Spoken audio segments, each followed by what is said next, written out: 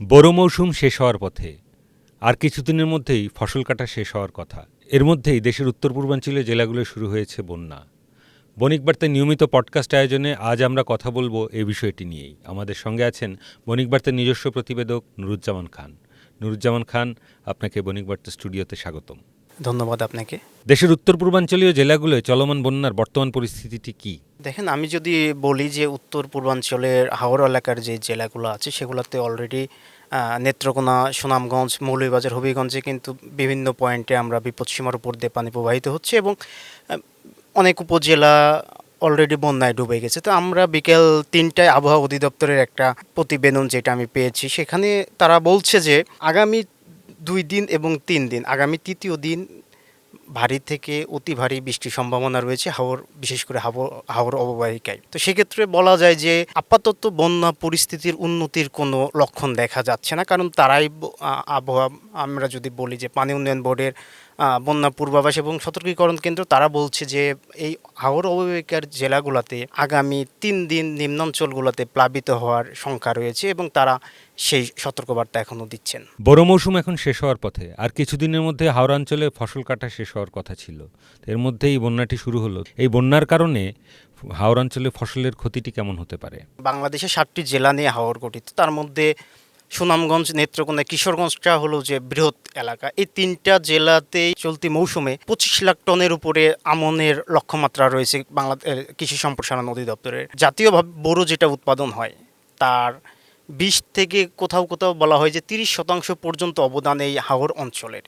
তো সেই ক্ষেত্রে হাওর অঞ্চল যদি বন্যায় প্লাবিত হয়, সেটা আমাদের খাদ্য নিরাপত্তা এবং খাদ্যশস্যের উপর একটা বড় আঘাত তৈরি করে। আর এখনকার এই বন্যাতে যেহেতু ধানটা পাকার মুহূর্তে হয়েছে, তো সেক্ষেত্রে এখানে এই ক্ষতিটা কিন্তু বহুমাত্র। প্রথমত ক্ষতি হলো যে কৃষকরা ধানগুলা তুলতে পারছে না, পানিতে ডুবে যাচ্ছে। দ্বিতীয়ত অনেকে এই পানির মধ্য থেকে ভেজা ধান নিয়ে আসছে, তারপরে আকাশ যেহেতু এখন মেঘলা, বৃষ্টি হচ্ছে না, ফলে সেই ধানগুলোকে শুকানোর মতো তাদের সেই পরিবেশটা তারা পাচ্ছে না। এরপরে যেটা হচ্ছে যে এই বৃষ্টির কারণে এই ভেজা ধানগুলোকে শুকাতে না পারার কারণে কৃষককে কম দামে বিক্রি করতে হচ্ছে।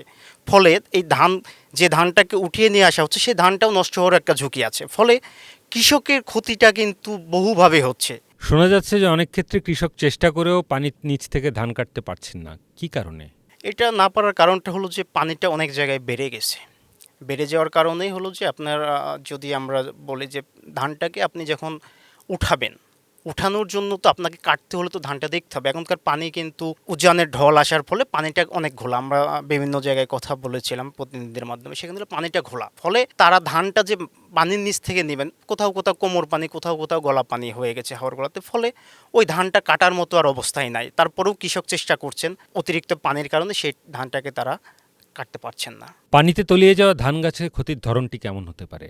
দেখেন, আমি আগেই বলেছিলাম যে ধানটা এখন পানিতে তলিয়ে গেছে, সেটা কাটার ফলে কিন্তু কৃষক এই ধানটাকে ঠিক মতো প্রথমত হলো কাটতে পারছে না। এরপরে যেটা কাটছে সেটাকে নিয়ে এসে তারা কিন্তু রোদ্রে শুকাতে পারছে না, যেহেতু আবহাওয়াটা এখন অনুকূল না। ফলে এই ধানটাকে যখন তারা কোথাও সংরক্ষণ করবে, এই ধানটা থেকে গাছ বেরিয়ে যাওয়ার একটা সংখ্যা আছে। কোথাও কোথাও ধানটা পচে যাওয়ার একটা ঝুঁকি আছে। দীর্ঘ সময় যদি রোদ না পায়, ও ধানটা পচে যাবে। ফলে তাদের উঠানোর পরে জমি থেকে যে ধানটা কেটে নিয়ে আসছে, সেখানেও কিন্তু তাদের ফসল হারানোর একটা শঙ্কা আছে এবং একটা ঝুঁকি থেকেই যায়। ক্ষতিগ্রস্ত কৃষকদের সহায়তা সরকার কী ধরনের পদক্ষেপ নিতে পারে বলে মনে করেন? ক্ষতিগ্রস্ত কৃষকদের বিষয়ে গতকাল বাংলাদেশ সরকারের প্রধানমন্ত্রী বলেছেন তাদেরকে 3 মাস সহযোগিতা করা হবে। তবে এখানে সরকার কি পরিমাণে সহযোগিতা করবে এই বিষয়টা কিন্তু এখনও স্পষ্ট না। তবে আমরা বিগত সময়ে যেগুলো দেখেছি, সরকার থেকে যে সহযোগিতাটা দেওয়া সেটা কৃষকের ক্ষতির তুলনায় খুবই কম।